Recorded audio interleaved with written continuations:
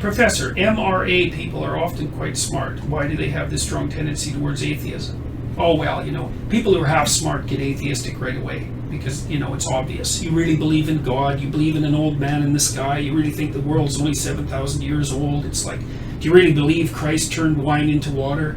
No one who wasn't foolish would believe that. Well, that's the statement of someone who's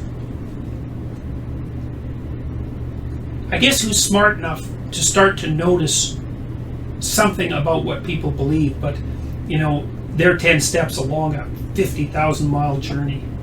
So, and then the other thing, I already mentioned this about atheism, people like to think that the reason they're atheistic is because they're clear-headed and rational. It's like, well, first of all, no, probably they're not, because how often do you meet someone who's clear-headed and rational?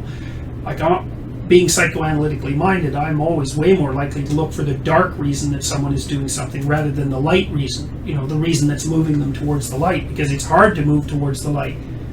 And so I would say most of the time people are atheistic.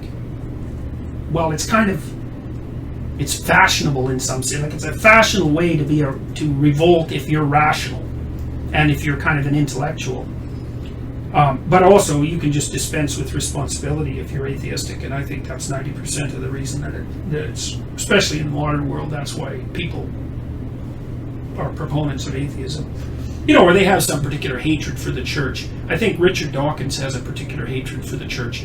I've thought of this many times. I would swear that something happened to him when he was a kid that wasn't good, and that the church was involved, because he has such an animus against the church. It's that it possesses him. There's a reason for that.